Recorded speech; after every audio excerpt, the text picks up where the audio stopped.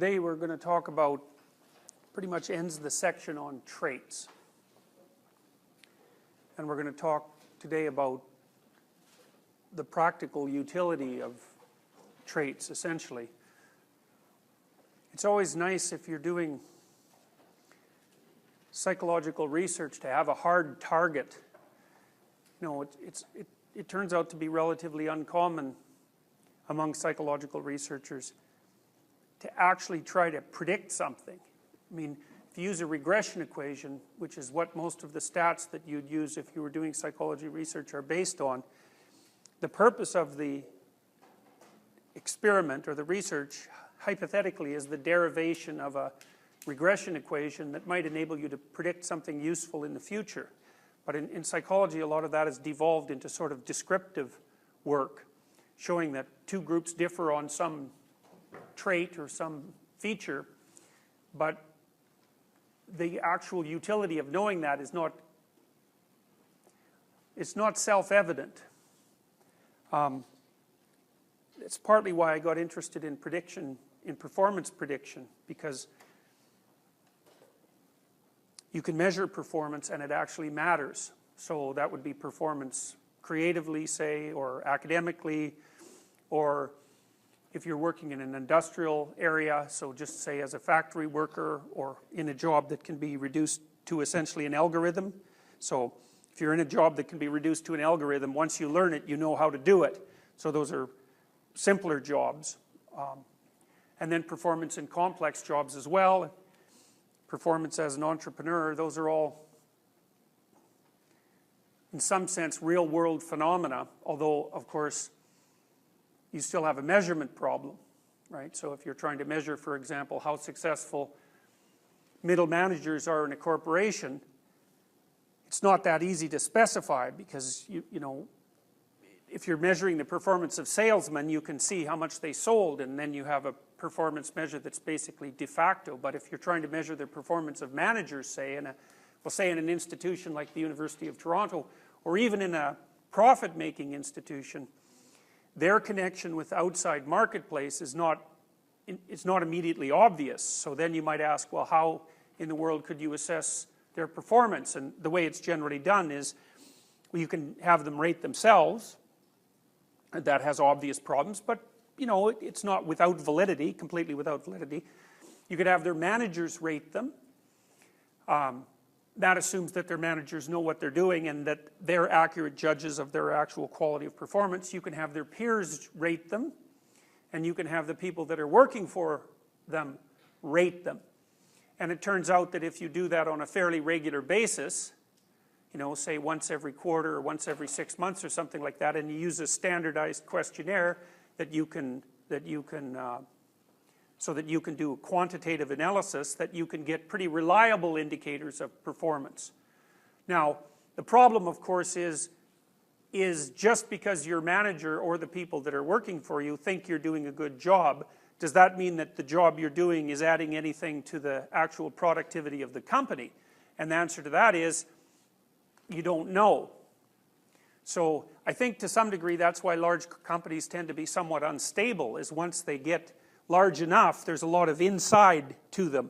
It's not attached to the market in any way, and so people can be working very hard, but and therefore productive from the perspective of actual, you know, labor input, but whether or not that actually is producing a profit or producing the kind of consequence that you'd want it to produce so that the company can keep going, that's a completely different problem. So even when you're trying to predict performance, which is a fairly, as I said, a fairly real-world phenomena, you still have the problem of how it is that you measure performance. So for example, you guys are being graded all the time, and you might ask yourself, well, what's the utility of those grades? What do they accurately represent?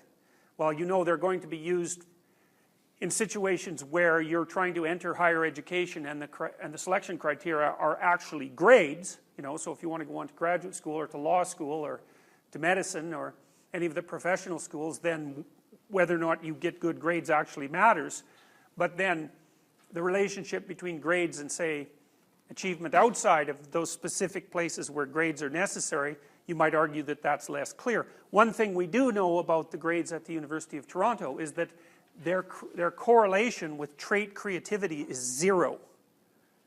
And so, you know, you might hope that one of the things that you'd be assessed for while you're in university would have something to do with creativity, right? You're supposed to think originally and creatively and so on. But our research so far, when we've analyzed what's predicting grades at the U of T, it's all IQ and conscientiousness. So, and introverts do slightly better, but not a tremendous amount. That's probably because they're not out partying all the time. That would be my suspicion. But openness, apart from IQ, has no relationship whatsoever. And I think that's actually partly because it's not that easy. First of all, you're not going to get graded for being creative on a multiple choice test, right? Because the last thing you want to be on a multiple choice test is creative, right? So, and then with regards to an essay, well, the problem with writing a creative essay is in some sense you force the grader to come up with a scheme of grading that's sort of unique to you, right? Because you've done something original and new, and so it's not that easy for the person who's grading it. You're forcing them to step outside of their comfortable rubric. And of course that's a demand, and when your TAs are grading, for example, and they have 100 papers to grade, the probability that on average they're going to appreciate a clear, easy to read essay that does exactly what it was supposed to do is quite high, rather than something that's original and creative and that actually requires thought to understand. Now, you know, I don't know if that's actually the problem, although I suspect it could well be. But I do know that grades are not a good marker of creativity. So neither, you know, creative achievement per se, so that's actually creative products that you've produced in your life, neither that nor trait openness nor measures of creative thinking are associated with grades. So I would say that the data sort of indicate that grades might be a good marker of managerial and administrative ability, but they're unlikely to be a good marker of creative and entrepreneurial ability. So anyways, in any institution, you know, there's always a tension between the specific demands of the institution, which are kind of orderly and set, and then the requirement for creativity, which is a very difficult thing for an institution to deal with because institutions try to make things algorithmic so they can be predictable. So I think that tension is always there wherever you go in your life, and that's also probably why openness and conscientiousness are actually not correlated, right? Because they're responses to really different forms of environments. So, okay, so predicting performance is difficult, although it's useful because performance exists, but assessing performance is also extremely difficult. So that's why, in some ways, that's why you could regard market solutions to complex problems as almost inevitable. You imagine that, so how do you know if a company's run well? Well, the answer to that is people buy its products and they buy them for enough so the company can keep running. Then you might ask, well, is there anything you could measure outside of that? And the answer to that is possibly not, because it's so difficult. You know, because I remember I read once that, you know, under the communists, there were central committees that had to do pricing. And so this committee, if I remember correctly, had to make something on the order of 100,000 pricing decisions a day. So you can imagine, you just try to think for a minute about how you would calculate what a nail is worth. Now remember, you don't get any price data from the market, because the market would say, well, a nail is worth whatever someone will pay for it. Well, say you don't have a market. Well, how in the hell do you figure out what a nail is worth? The answer to that is you can't, because the nail is only worth something in relationship to every other thing that's worth something. So you could imagine trying to compute the comparative cost of one thing against all other things, and then having to do that against all other things. Well, that's why, hypothetically, that's why markets actually work efficiently, is because you could think of the market as a gigantic supercomputer made up of the brains of every single person who's making purchasing decisions. And you just don't even bother solving the problem. You just throw things out there, and some of them succeed in a sort of Darwinian way, and some of them fail, and that's that. And you might say, well, the market, you know, there's problems with the way that the market values things, and the proper response to that is, yes, no doubt, but what are you going to do that might constitute a better alternative? And I'll tell you, if you start wrestling with that problem, it gets extraordinarily difficult. It's so technically complex that I don't actually think it's manageable. I think you can't do anything probably but make it worse. Anyways. So I'm going to talk to you a little bit about the difference between pursuing a career in psychology and pursuing scientific truth. I want to tell you about that because one of the things I've learned from trying to predict performance is that a whole lot of things that psychologists talk about, research psychologists, don't exist, really, at all. And I'm not saying that because I'm cynical about psychology, because I think that any human venture has to produce a tremendous amount of waste and nonsense in order to produce any increment in knowledge whatsoever. You know, so like if you're thinking that every piece of research is going to produce new knowledge, genuine knowledge, then you're naive, because there's lots of reasons why psychologists do research, and some of it is, well, because they have to, and some of it is because they have to train undergraduates, and so undergraduates basically have to do bad research because, well, you only have 4 months to do it, and you're really going to discover something new in 4 months? It's like, no.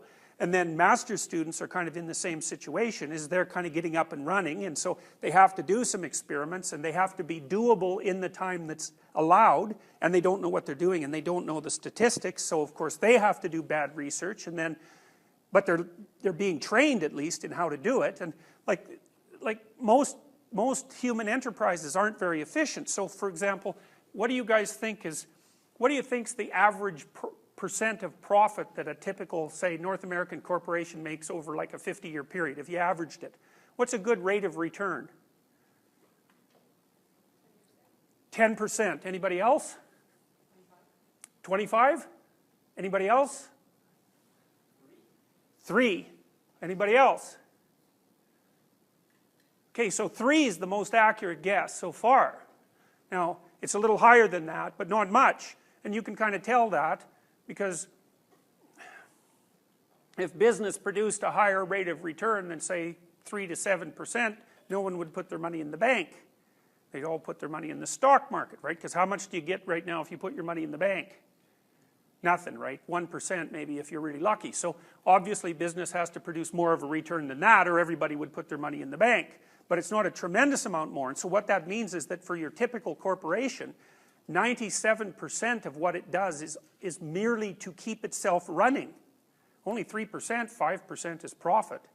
So why would you expect anything different in scientific research? It's like 95% of it's probably rubbish. But 5% is a lot when you think that there's tens of thousands of research papers being produced, you know, on a monthly basis. So how fast do you want things to move forward? To me, in some sense, I think they're moving forward fast enough, right? I mean, it's already hard to keep up with things like phones or anything electronic because they change so frequently that, you know, you have to continually force yourself to readapt. So it's not even obvious how fast you want new knowledge to be generated. So the reason I'm telling you all this is because I'm going to tell you a bunch of things that I think psychologists do wrong. But I'm not telling you that because I think psychologists do things particularly wrong. It's that almost everything that people do is mostly just to keep things going. And then there's this little fraction of the enterprise that might be profit or its equivalent in scientific endeavor, which would be the generation of new knowledge. And so you don't want to be cynical about that. You need to know something about base rates. You know, and these sorts of things help you too if you do something like apply to graduate school. So I'll just talk to you very briefly about that.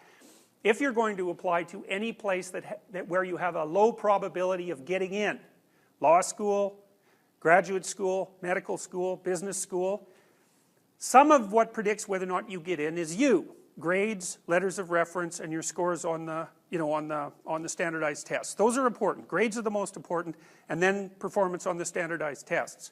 But once you hit threshold, so maybe you're like an A- student and you do 75th percentile or above on the typical standardized exam, GRE or MCAT or whatever it is, then what determines whether or not you get in are random factors.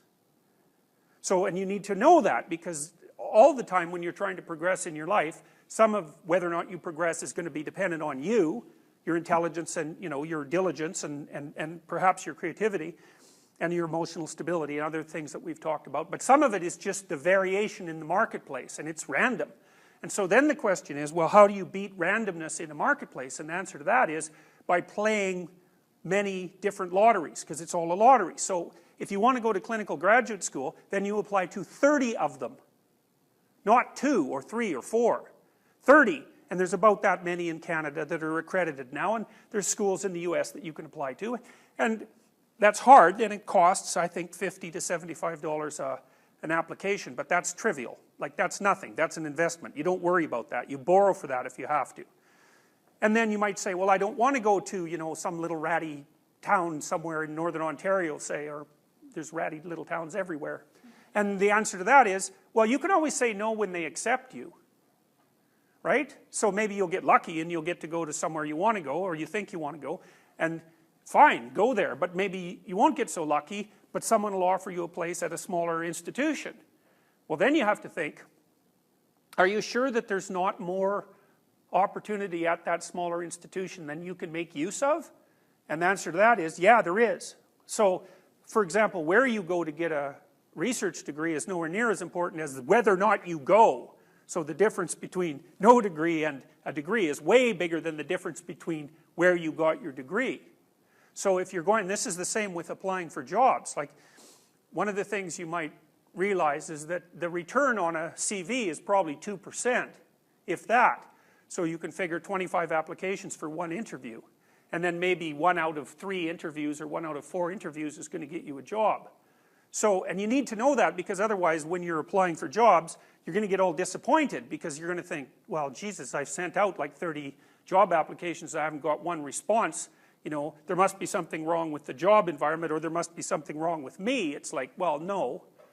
There might be something wrong with you, and there might be something wrong with the job environment, but you need to keep baselines in mind. It's a low probability event.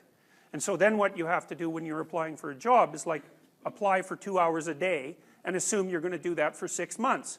And don't burn yourself out, and don't get depressed or oppressed by the fact that it's extremely difficult, because it is extremely difficult.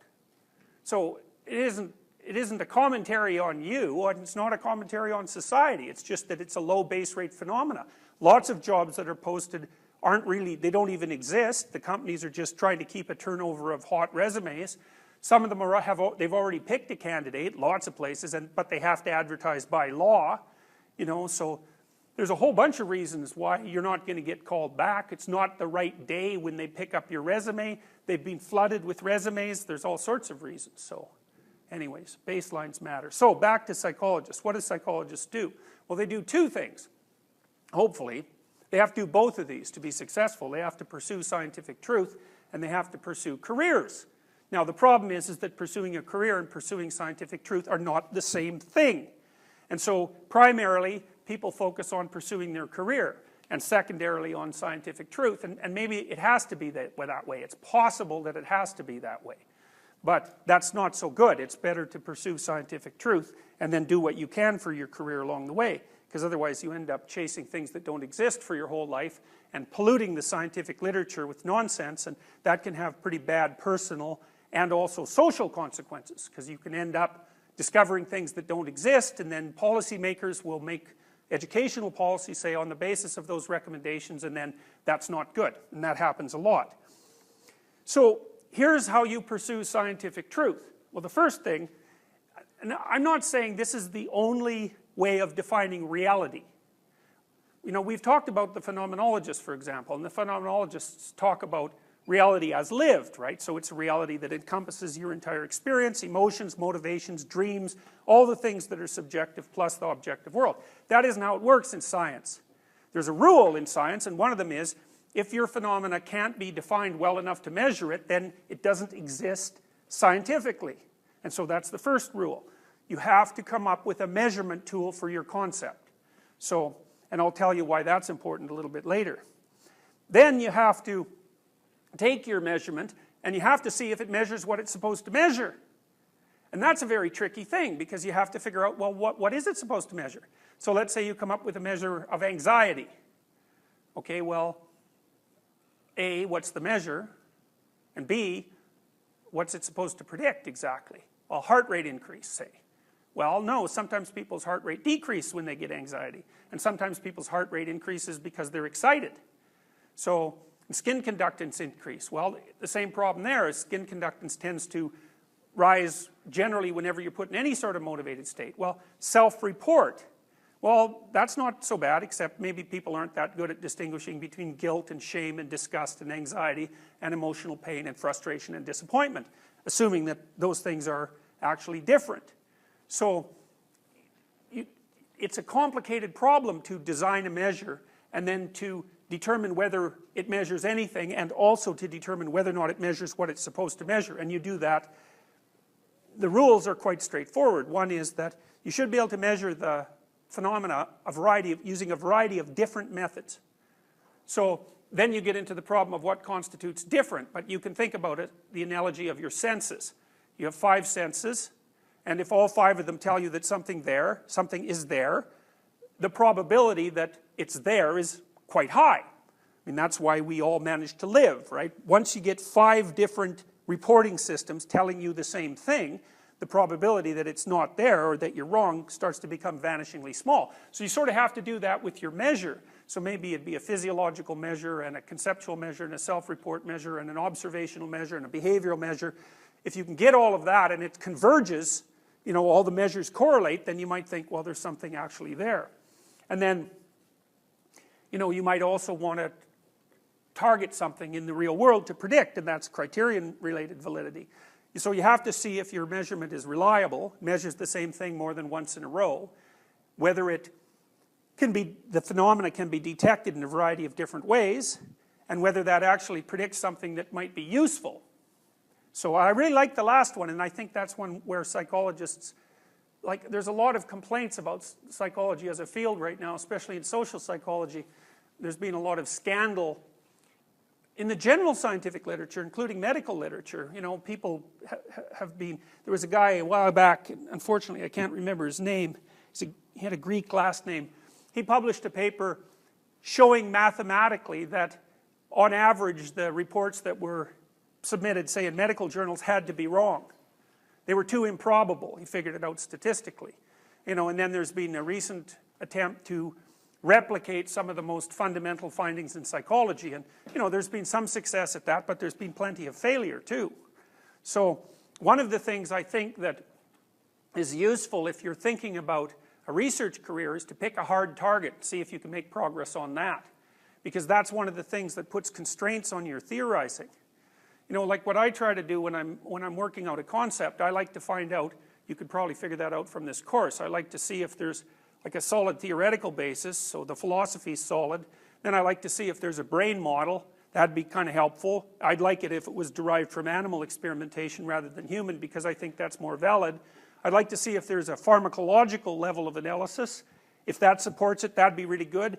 Some behaviors would be nice. And then if there's self-report data, well, that's all to the good. And if you get something that you could measure across all 5 of those levels, I think I mentioned 5, then you kind of think, oh man, there's probably something there. Anxiety is a good example of that, because you can measure anxiety with self-report questionnaires, you can get behavioral observations, you can measure psychophysiology. There's really good animal experimental models, plus there's a pharmacology, because we know, for example, that you can give people benzodiazepines or alcohol or barbiturates, and that dampens the response. And there are the reverse of those, actually. There are drugs you can take that make you more anxious, that work on the same basic systems. So you might think a lot of that's been Jeffrey Gray's work, or the stuff he's summarized. You can kind of think there's something there, and then there's the animal behavior and so forth, that also is indicative of anxiety. That's, your triangulation's getting pretty complete by the time you have 5 separate sources of information all pointing to the same direction. So, and you know, you really got to be skeptical if you're a scientist, because the probability that you're discovering something is very, very low. And so it's easy to, especially with the statistics, because you know, you tend to think of statistics as a sort of little machine. You dump in numbers at the top and you crank it and out comes knowledge at the bottom, and it's like, that's just not true at all. Statistics is an exploratory technique fundamentally, and you're making decisions all the time about what constitutes valid data. So you know, there's an outlier problem, right? So if you graph your data one dimension across another, you'll see people who are way the hell out on the measurements for one reason or another. And then you don't know whether you should include them in the analysis, which is deadly if it's a regression analysis, because it's really sensitive to outliers, or whether you should toss them out.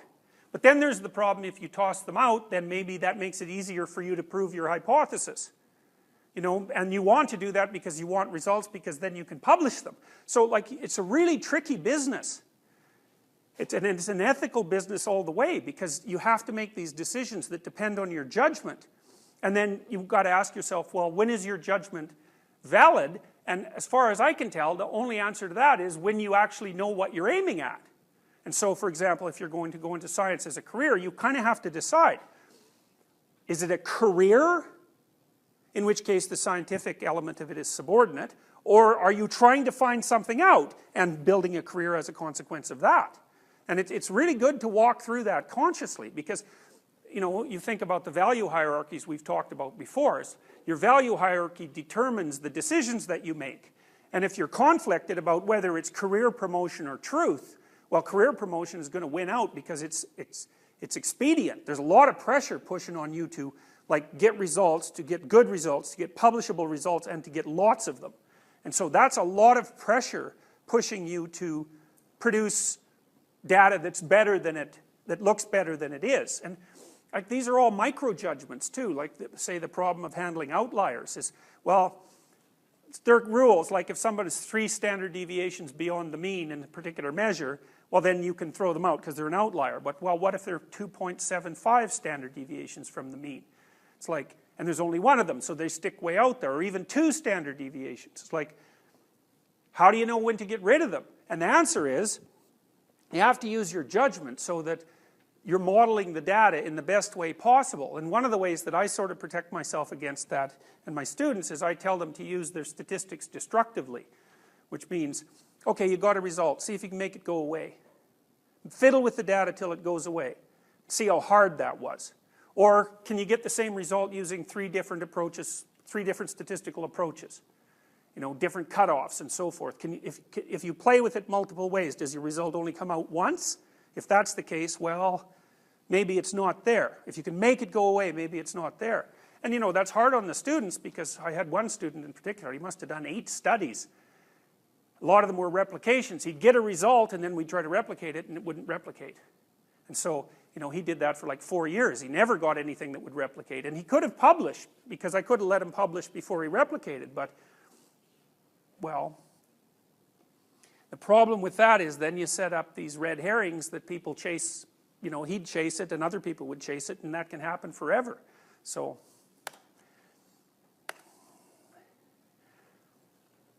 here's how you pursue a career. This is sort of the opposite to pursuing scientific truth, and one is invent a scale or a construct, or rename a scale that already exists, refuse to validate it, so you don't actually test it against anything where it's a critical test, and then correlate it with some other phenomena that maybe doesn't exist. So I can tell you a couple of examples of that. One of them most recently, and I think most scandalously, was a concept called grit. So a woman whose name I can't remember at the moment, Duckworth, I think that's her name. I hope that's her name.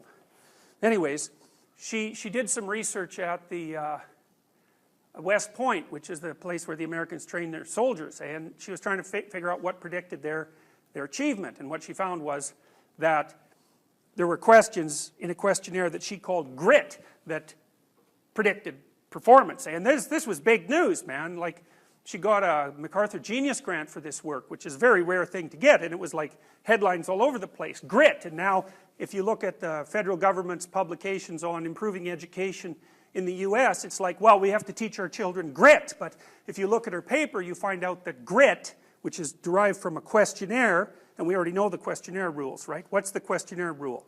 If it's a questionnaire, then it measures 1 or more of the big 5 traits, either well or badly. That's the rule. Well, her grit questionnaire correlated with conscientiousness like at about 0.75. And she said, well, that only accounts for 50% of the variance, 0.75 squared. But as we know, hopefully, 0.75 is an insanely high correlation. It's like, if you give someone a questionnaire once and then you give them the questionnaire again, and you correlate their 2 scores, unless it's a deadly good questionnaire, the retest reliability is only going to be about 0.75. And so what that meant was grit measures conscientiousness. and conscientiousness predicts performance. Of course, we already know that conscientiousness predicts performance. So that's not, you know, at best that would be an incremental addition to a literature that's already well established. But, hey, who cares about that? Name it grit. And then, you know, your career progresses rapidly, especially if you're talking to people who are clueless, but you warp the whole structure of the, say, the educational establishment, because now they're all shorting out in the US about teaching students grit. It's like, first of all, it doesn't exist, because it's conscientiousness. Second, conscientiousness has a pretty vicious biological basis. Third, to the degree that it's malleable, we don't know how to teach it. No one, I've never seen a study ever that showed that it increased people's conscientiousness. How do you do that? I mean, your parents tried to do that to you for like 18 years. Did it work? You know, work harder, you know, be more diligent, pay more attention, don't waste so much time.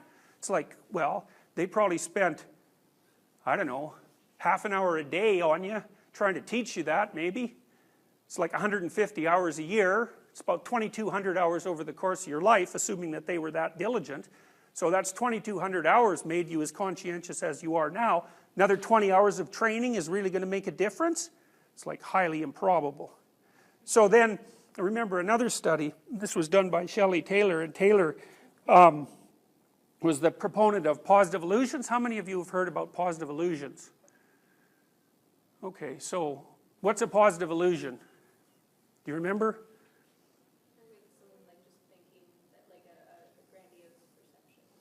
Well, she would have called it less than grandiose. The theory fundamentally is that people buttress their self-concepts with these sort of mild deceptions about how wonderful they are. And she thinks that, so for example, she draws on data showing that if you ask, well, let's try this. How many of you think you are above average drivers? Really, let's do this, because I'd like to replicate the experiment. How many of you think that? Okay, 1, 2, 3, 4, 5, 6, 7, 8, 9, 10. How many of you think you're average drivers?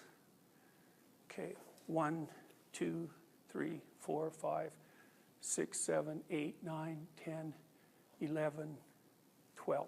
How many of you think you're below average drivers? 1, 2, 3, 4, 5, 6, 7? 7. Is that your vote or hers? Okay, okay. So look, so Taylor's hypothesis was that if you ask often undergraduates in particular if they think they're better than average drivers, I think maybe this isn't self-report rather than, you know, in an audience like this, that most of them say they're above average. Now you guys failed that, so that was a non-replication as far as I'm concerned, because about 2/3 of you said you were either average or below average. So, but anyways, hypothetically, the evidence for this pervasive sort of self-aggrandizement in mild ways is quite high, and people who are like that are happier. Well, their well-being is better, whatever well-being is. So anyway, she published this paper, and it was in the Journal of Personality and Social Psychology, and she took all these, so you might say, well, what's a positive illusion? And the answer to that is, well, who knows? Try defining it. Well, how much, when does it become a lie? Well, if it's too big. Well, exactly how big? Exactly when is it an illusion, and when is it a positive illusion? When does that turn into like a deception, and when does that turn into a lie? It's like, that's really hard to, it's not hard to specify, it's bloody impossible to specify. And then exactly what do you mean by well-being? Okay, so what she did in this one paper was she took a bunch of measures that were hypothetically aligned in some way with positive illusions. And then she factor analyzed them, okay, and she took out the first factor, and she said, well, that's a positive illusion factor. Got that? Okay, then she took a bunch of outcome measures, which were like quasi-psychiatric scales that purported to measure well-being and mental health. And she factor analyzed that and took out the first factor, and then she showed that the first factor from the predictors correlated with the first factor from the outcome measures. Of course, whether it was an outcome measure or predictor was, you know, just happened to be which column you put them in. But even worse, if you take questionnaires and you factor analyze them, the first factor is usually extroversion.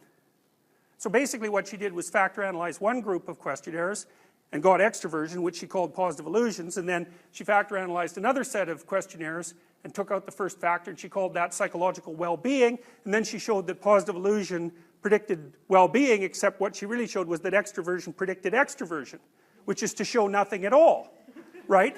But you really got to watch this, because you got to assume that most of the psychological studies that you're reading are wrong in some important way. And unfortunately, you can only figure that out if you read the actual results, which is actually very difficult. You can't read the results in 10 minutes, like, you know, it took somebody a whole year to do it. You have to think through it, and it's hard.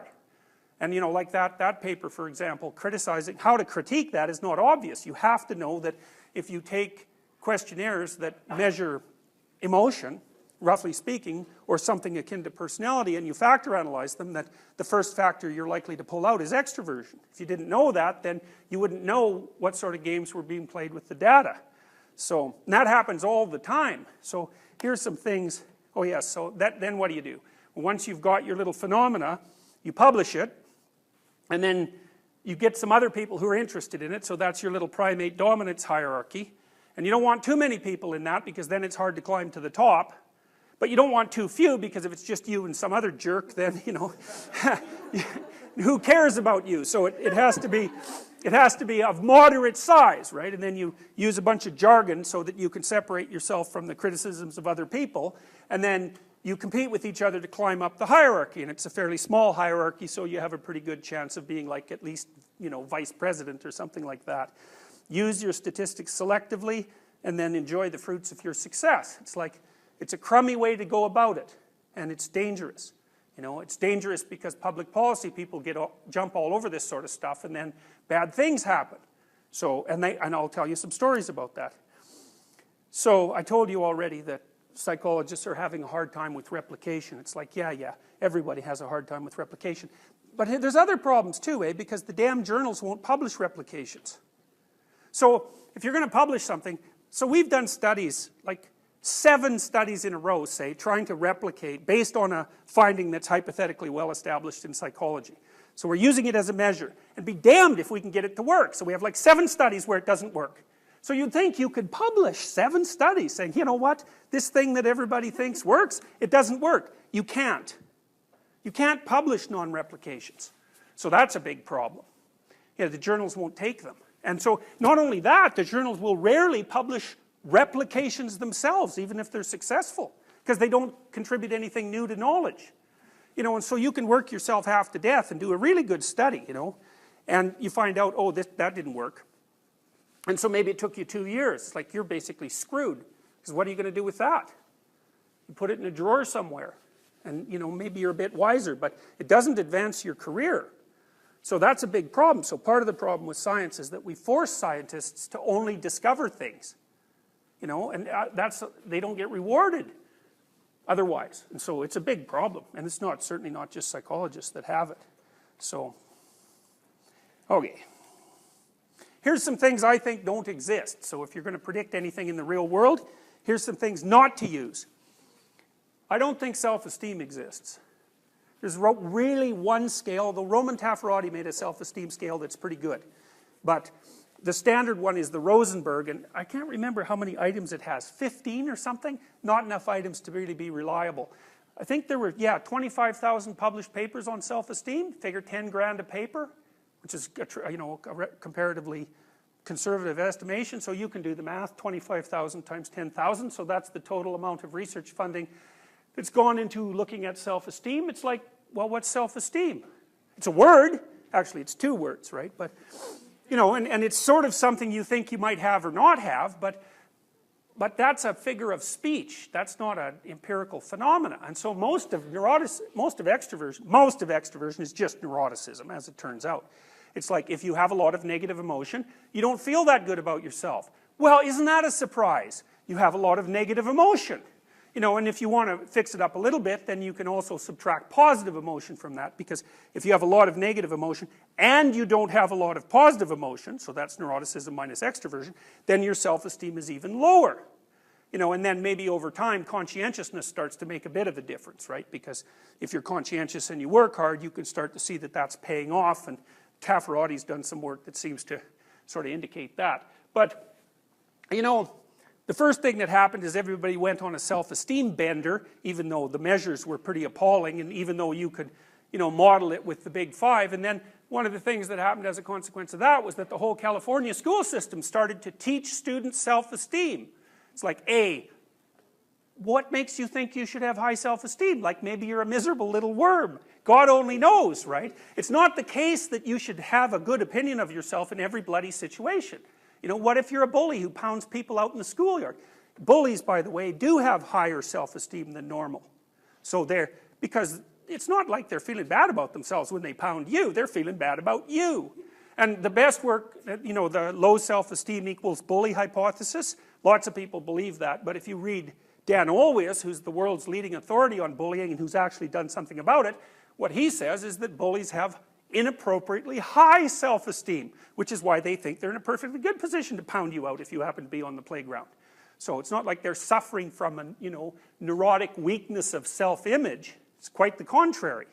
So anyways, in the California school system, they tried to teach kids self-esteem. And, you know, there's no evidence that you can do that first because neuroticism is actually quite hard to shift. So, and if we knew how to treat it, well, hooray, everybody would be thrilled about that, but it's not easy. And second, there are people like, what's her name? Jean Twenge, she used to be a student of Roy Baumeister's, who claims that all that self-esteem training has just, you know, made younger people like you guys more, what do you call that? Narcissistic. Yeah, because the self-esteem becomes disconnected from the actual accomplishment, because you might hope, well, you'd sort of feel good. How good should you feel about yourself? Well, you know, you might say, well, you should grant yourself the right to exist like you do everyone else. You know, that's sort of like a basic human right. As a human being, you're valuable. And then maybe you should sort of think you're about as valuable as other people roughly think you are. That seems about right, right? So the right amount of self-esteem would be your perception of your value within the context of a group. It's got to be something like that. You know, so there should be a concordance because like maybe you need to improve. Could well be, you know. And are you going to improve if you're feeling really good about yourself? Well, the answer to that is, well, we don't know. How much misery about yourself do you have to have before you're motivated to improve yourself? None? Well, that doesn't seem right, but we also don't know whether it's shame or guilt or anxiety or pain or, you know, these negative emotions that motivate you. Now, it's clear that if you have enough negative emotion, that can paralyze you. But that's like depression and you know, psychiatrically high levels of anxiety. That's not like low self-esteem. So that's a problem. I don't believe that working memory and executive function are distinguishable from IQ, especially G. Our research, we've done a lot of it. I've factor analyzed a battery of 10 dorsolateral prefrontal tests given to 3,000 people. It's a very big sample. We haven't published this for a variety of reasons, but one factor comes out. And, you know, and Carroll's rule for IQ was you take cognitive tests, a bunch of them, you factor analyze them, you pull out the first factor, that's fluid intelligence. It's like, well, that's basically what we found. And so if you look at the correlation between each of the single tests and the first factor, it's only about 0.3 or 0.4. But that's also what you find in IQ tests. You know, each individual test only correlates with the aggregate at about 0.3. But if you aggregate enough of them, you get fluid intelligence, and it's just as solid as a rock.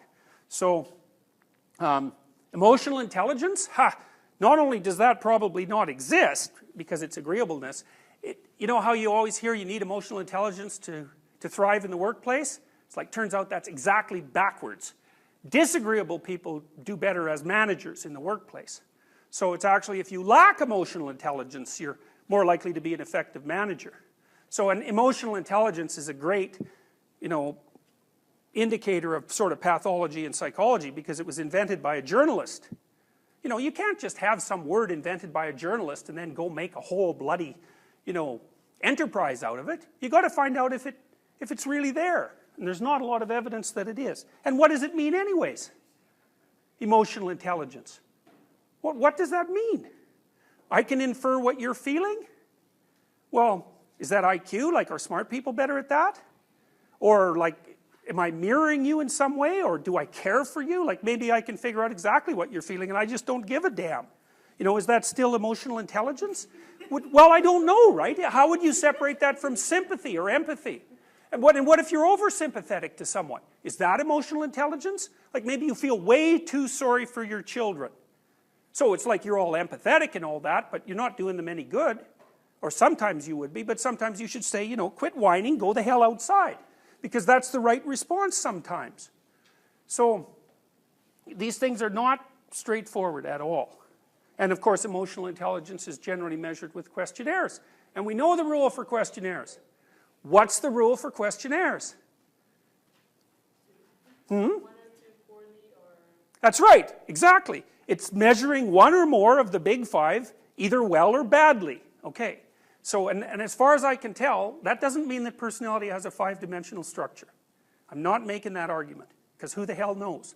I don't think it does, likely, although it's very difficult to say. But what the big five theorists have really demonstrated, as far as I'm concerned, is that if you factor analyze questionnaires, what you get looks a lot like a 5-factor structure, and you can do that cross-culturally. And so I think we sort of nailed the question of how are questionnaires structured. So you can't just invent some new thing and term it something, and then pretend it's something new without testing it against, and I would test it against IQ, because that bloody thing, we know, for example, IQ eats up most of the variance in disgust sensitivity scales. You'd think, well, why would IQ be related to disgust sensitivity? It's inversely related, by the way. The smarter you are, the less sensitive you are to disgust. Now, I don't know if that's because maybe your cortical inhibition of underlying, like, limbic motivational systems is better. Who the hell knows? We don't know why, but we do know that it's a major predictor. Orderliness also predicts, but the thing about IQ is that it predicts things that you'd never expect. So you should validate your scale against IQ and against the big five, and not some trivial little 10-item measure of the big five either, because then if you use 2 questions per trait, you're going to have a lousy measure of the big five, and if your stupid questionnaire predicts over and above that, all that means is that you didn't test it against, you know, you didn't set it up for a good challenge, you set it up for a weak challenge. So, grit, that's very annoying. Yes, that's very annoying, because it's clearly, I think it was correlated, I think I told you this, it was correlated with conscientiousness at 0.75. I don't believe that optimism and pessimism exist. I don't believe that promotion and prevention exist. Empathy, we tried measuring empathy. It's like we used, you can measure empathy like mad if you use 1 measure. But if you use 3, then all of a sudden your empathy measures don't correlate. So that really sucks. So the way out of that is just to use 1 measure, right? Well, obviously not. If your 3 empathy measures don't correlate, well, you got a problem.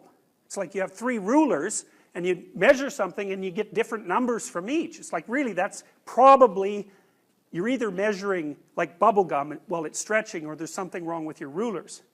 So, I don't think psychopathy exists. I think it's low agreeableness and low conscientiousness, because that would make you a predator, that's low agreeableness, and a parasite, because that's low conscientiousness. So that kind of sums up psychopaths. In terms of personality disorders, there was a bunch of them, and you know, over the last 20 years, people have been, the psychometricians in particular, have been trying to cram those things into the big five structure, and they're reaching a, you know, they're experiencing a tremendous amount of resistance from the established psychiatric community, and no wonder, but still the big five does seem to be able to provide a pretty good model of what constitutes personality pathology. And that's kind of surprising, because you may remember I told you when the personality measures were first originated, they threw out all the evaluative words, like evil, you know, or bad, or good, for that matter. And, you know, you could imagine that that would attenuate the relationship between personality and psychopathology, because you tend to use more more judgmental words when you're describing psychopathology, like antisocial, for example, which isn't in a personality questionnaire, but which, if it was, would likely load primarily on agreeableness, low.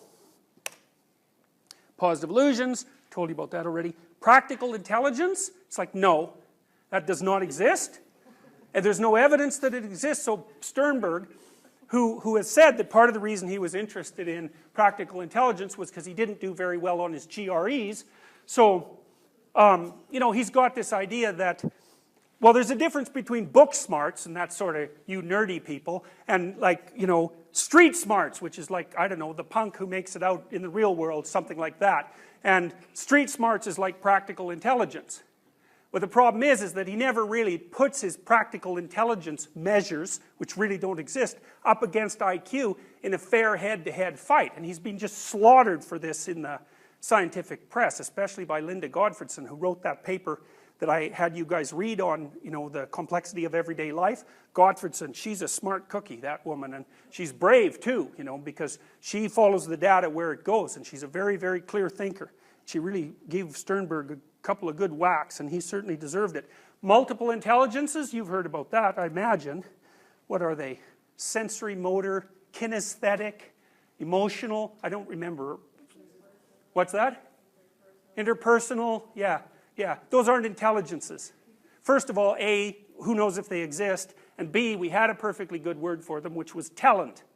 It's like you can't just take a word, you know, like that's been studied for 100 years, like intelligence, which has a very, very specific definition, more specific than anything social scientists measure, right? So if you believe in social science at all, you have to take IQ into account. He just swipes the word, says, oh, well, everybody wins. You know, it's like, yeah, people have talents. Fair enough, you know, and they're not trivial. But to call them intelligences, and then he also says, when people harass him about his concepts, he says, well, I don't really believe in measurement. It's like, okay, that's fine, except if you're not going to believe in measurement, then what are you doing? It's not science, it might be, I don't know what it is, maybe it's educational philosophy or something like that. But it's not science. And so it's 20 years later with his multiple intelligence theories, and there's been no published measures of them, and whenever people have tried to measure them and set them up head to head against, say, intelligence plus personality, intelligence and personality just eats them up. And so, you know, multiple intelligence theory had a big effect on educational theory. You know, it's like, well, every child should have the opportunity to develop their own particular form of intelligence. It's like, yeah, well, that's great, except you can't measure it. We don't know if it exists, and even if it does, you don't know how to develop it, and you haven't shown that you can develop it. And you haven't shown that you're not doing harm by, you know, pretending that these things exist and act as if that's actual knowledge. So, things that might exist. Well, I told you about these already. Well, there's lots, you know, I talked to you a lot about the big five, you know, but personality isn't that great a predictor of individual behavior, because people are very variable in their behavior from situation to situation. So the best you ever get out of a personality measure is about 0.3 or maybe about 0.4. That was discovered in 1968. There was a big hubbub about that made by Walter Mischel, who said, well, personality scales, they give you 0.2, 0.3, that's like 9% of the variance at best, so what about the other 90%, and why are we chasing such a trivial amount? And that killed personality research stone dead for till 1992.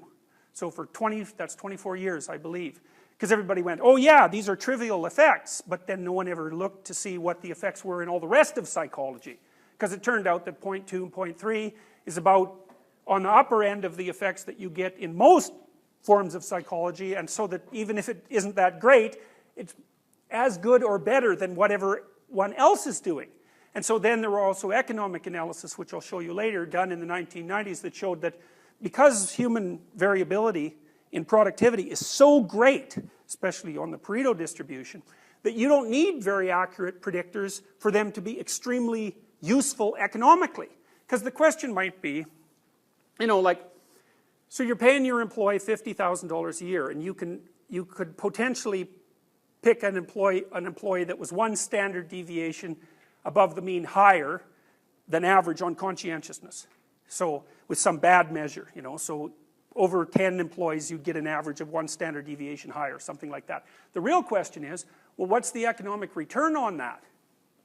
And the answer is, well, because people are so variable in their performance, when some people do, like, they're crazily productive, and others are like, they actually detract from the function of the organization, that they figure about 40% of managers add negative net value to the companies they work for. So it's like the productivity line doesn't end at zero. It's like, if you're a particularly bad manager, you can be sucking money out of the enterprise like mad. Well, it turns out that even small predictors have huge economic value. So even though they're not that good, the amount that they are good is better than interviews, for example, by quite a substantial margin. And so if you're going to hire people and you want better people, then you can use personality tests, and that actually works. So what's real? Well, cultural factors are real. The effects of your peer networks, that's real. The degree to which, like, one thing you guys should think about, as you progress through life, is that, you know, there's a variety of things that make you successful. Diligence is one, intelligence is another. Those are pretty rough. The breadth of your social network, that's a big deal too. And that's something to think about. You know, people talk about, I hate this word, schmoozing. It's a horrible word. And I wouldn't recommend that anyone ever does that, because that's sort of making connections for the sake of having them. But, you know, as you get older, you'll find that, of course, the people that you know get older too, and they get centralized in more and more, in positions with more and more influence. And so what that means is that one of the things that makes you valuable as you get older is how well connected you are in a sort of broad social network. Because a lot of what happens if someone comes to you and says, well, here, I've got a problem. I mean, one potential response to that is, well, I'll solve it. And another potential response is, well, I don't know how to solve that, but I know this guy or this woman, and they do know how to solve it. So, you know, that's an extremely useful additional attribute, and we haven't measured that. We haven't measured that much. I think it's one of the things that give older people an edge on younger people. Younger people are smarter in terms of fluid intelligence. They're not as conscientious though, and their social networks are nowhere near as well developed. I put that slide together about a year ago. It's kind of an interesting one.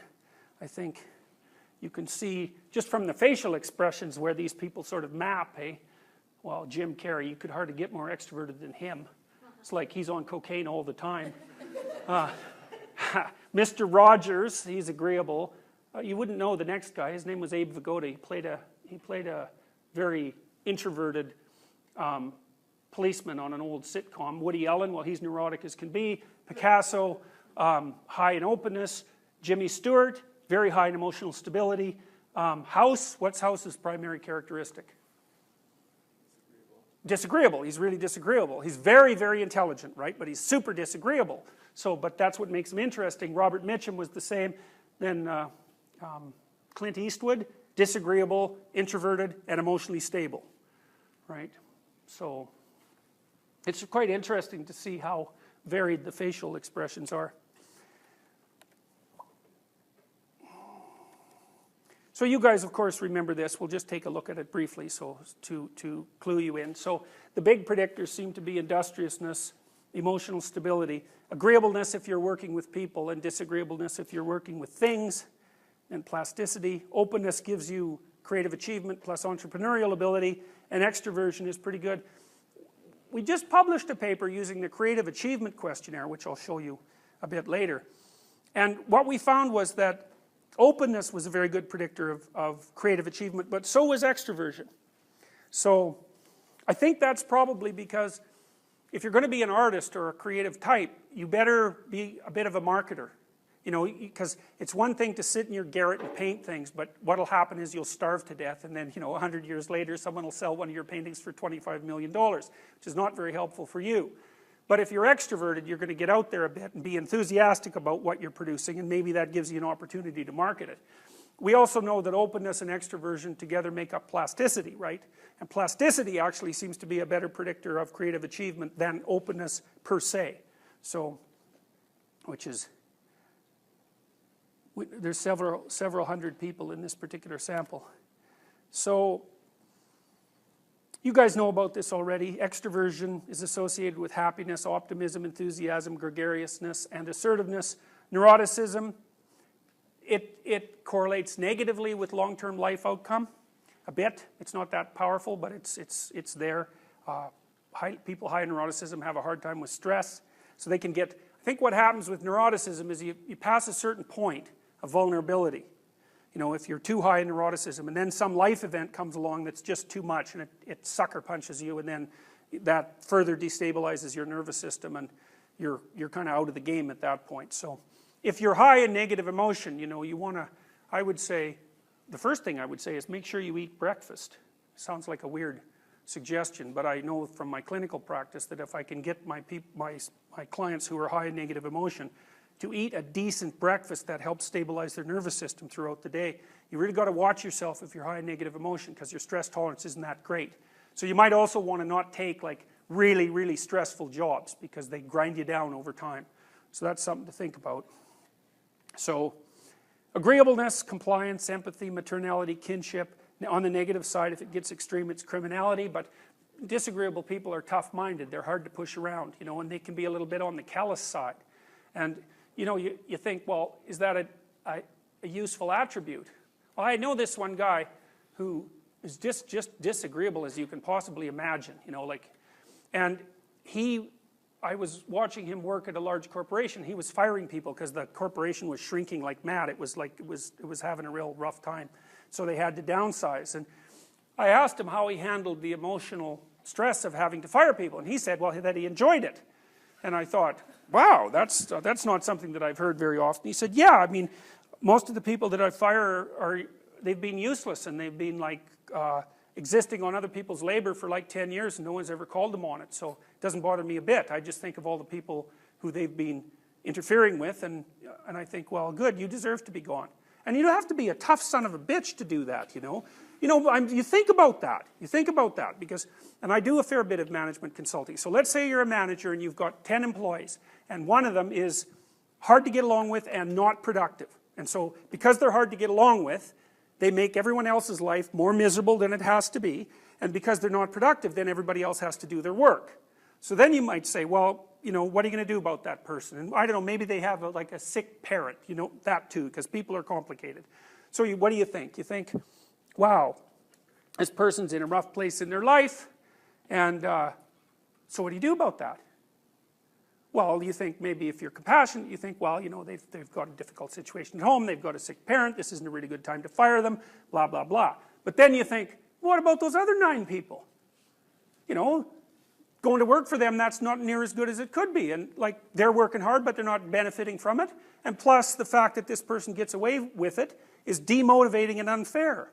So then you got to ask yourself, well, exactly who are you being empathic with?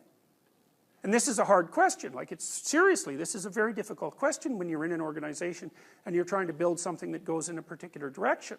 It's like, well, what's your threshold? Like my experience, and I wouldn't say I'm very good at this because I'm kind of tender-hearted, much to my chagrin. But my experience doing management consulting with people is that if they have someone who's a problem, and they've been a problem for, say, a substantial amount of time, everybody's happier when that person leaves. Often the person themselves, not always, obviously. But sometimes people are miserable and hard to get along with and unproductive because they hate their bloody job. And someone should just kick them out of it so they can go on and find something, you know, that they might be half decent at. So, and people tend to be quite resilient. So even if they do end up out of a job, it isn't exactly clear that 6 months later that's worse for them. So anyway, so that's I think, disagreeable people are better at that. So if there's a rule, a disagreeable person will say, you abide by the rule, I don't care about your damn feelings. It's like, well, that's kind of harsh. Maybe. Conscientiousness, that's a big predictor. Openness, that's associated with creativity, intelligence. Here's some combinations. If you're disagreeable and neurotic, you tend to have personality disorder. So those are the 2 big personality markers of personality disorders. If you're extroverted and disagreeable, think about that. You know people like this. They're really social and they're really, you know, they're not that empathic. They're selfish. They're narcissists. If you're extroverted and disagreeable, you have a proclivity towards narcissism. And you might think, well, that's an awful thing, and maybe it is, but actors? I mean, how narcissistic do you have to be an actor? Well, that's a hard question, right? Because you obviously have to have some self-confidence that goes beyond the norm. So, anyways. This is a summary of what we know about emotion and motivation in relationship to the emotions. So we know that extroversion is associated with incentive reward, hope, curiosity, play, enthusiasm. That seems to be associated with dopaminergic function and with the part of the hypothalamus that governs exploratory behavior. So it's an approach circuit.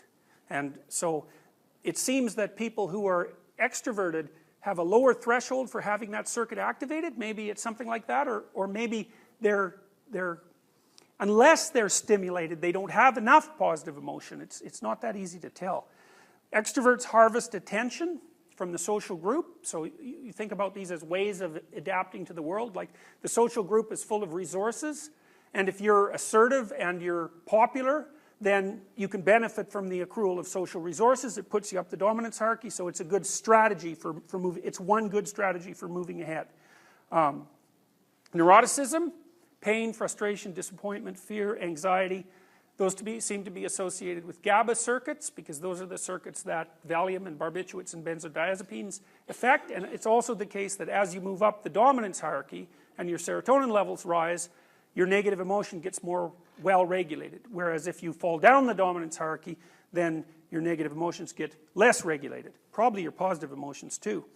Agreeableness, empathy, sympathy, compliance, care system. That's the care system that Jaak Panksepp described. So if you're interested in that, you could read a bit more about that. That's maternal circuitry, essentially. That runs on oxytocin. So agreeable people, can always tell when I have an agreeable person in my clinical practice, because what happens when they come in is that they instantly start to talk about relationships. You know, so they'll lay out their biography, and like a conscientious person will talk about the things they have to do and the things they've done over their life. And an open person will say, well, here's the things I'm really interested in. You know, but an agreeable person will say, well, from 1982 to 1987, I went out with this person, and then I had a relationship with this person. And so they naturally seem to configure their biographies in terms of dyadic, intimate relationships. So, whereas the disagreeable people, you know, well, they're not so good at that kind of thing. And if you talk to engineers, for example, and I've talked to a lot of them in Silicon Valley, they're pretty oriented towards things, and their interpersonal skills can be, well, interesting to say the least. But you know, they invent lots of interesting things, so like, hooray, go engineers. We've talked about conscientiousness, and it seems to be associated with disgust and guilt and shame.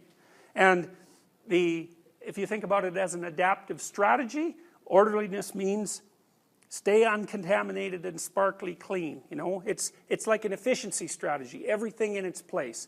And so that way you don't have to expend as much energy to get the results of your labor. You know what it's like if you're trying to work in your office and it's a complete bloody disaster, right? You expend a whole bunch of energy just coping with the fact that you're surrounded by chaos before you even get down to what it is that you're supposed to work at.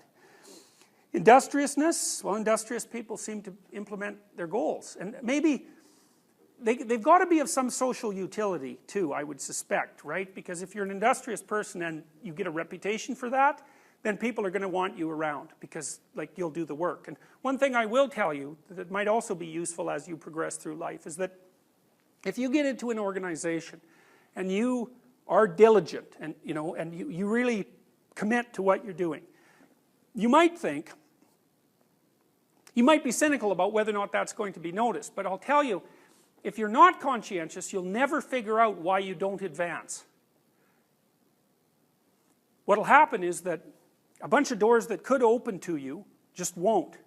Because if you're conscientious, so like I find this with my students, is some of them I can say, because I have more opportunities than I know what to do with usually, and so if I have students I can say, well, you know, here, you could do this. And then if they come back 3 weeks later and they say, well, here's 4 reasons why I couldn't do it, and they're all good reasons, you know, but it's not done, and then someone else comes back and it's 4 weeks later and they say, here it is, then the next time I have an opportunity, then the person who did it gets it. And so what happens is that in almost all organizations, there's a certain percentage of people who are conscientious and intelligent and are doing almost all the work. And they're always looking around for other people who are like that. Like, they don't go out of their way to advertise it, but if you're like that and you come to their attention, they'll open doors for you and you won't even know it. And so it'll be like you progress upwards and there's no reason that you'll even necessarily know why. Whereas if you're not doing it, people won't come out and whack you on the head and say, well, you should improve in these 6 ways and, you know, pay a lot of attention to you. They just won't allow you to have any opportunities. And then you won't even know it. So that's not good, unless you want to, you know, unless you're not that ambitious, which, you know, is not necessarily a bad thing. Open people. Well, open people are good at manipulating abstractions, and so what they seem to do is to model the world abstractly and to figure out what strategies will work, and then maybe they can implement them if they're conscientious. And if they can't implement them, well, maybe they can offer them to other people.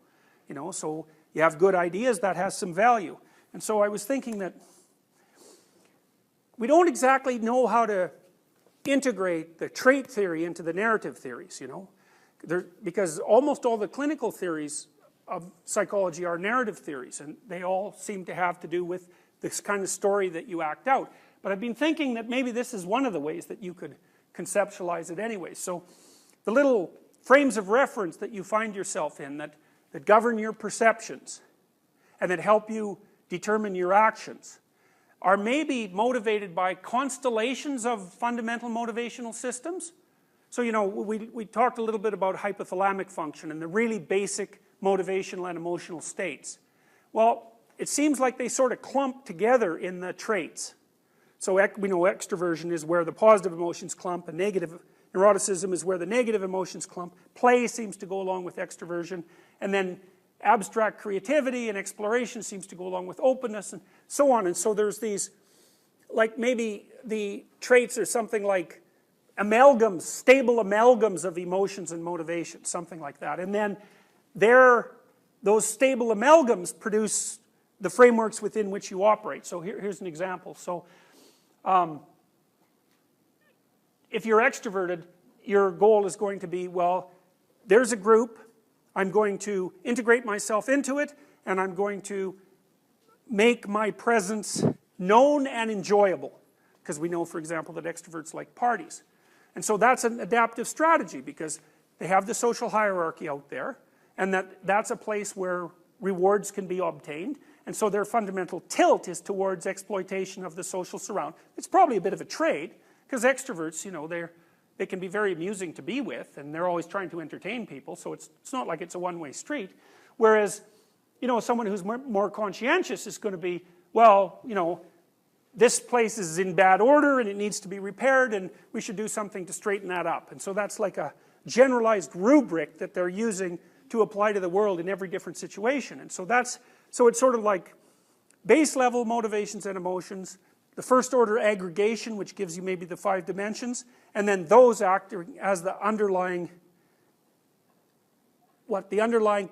primarily biological systems that tilt your perceptions and your actions towards certain niches in the environment. So the agreeable person is going to go for relationships, the disagreeable person is going to be selfish somewhat, or self-oriented anyways, and competitive. These are all ways that you can go through the world. If you're high in negative emotion, then you're going to be quite concerned with making sure that things are secure and safe. You can see that those are all valid a priori theories about how you might adapt to the different niches that the world provides. So then I would say that it's something like that these hierarchies of values are built up around the fundamental trait orientations. It's something like that. So, you know, for an extrovert, something down here might be tell a joke, you know, plan a party, go to a bar. You know, those are all made up of obviously implementable behaviors, but they're fractional elements of what constitutes extroversion. What time is it? Well, that's probably pretty good. Yeah, okay, so we'll stop there, and then I'll see you on Thursday, and that's it. You guys know the final is not cumulative, I presume. So it'll only be covering the material that was from the last test. And it'll be the same format as the other tests, so you're familiar with them, you know what's coming. Okay? See you on Thursday.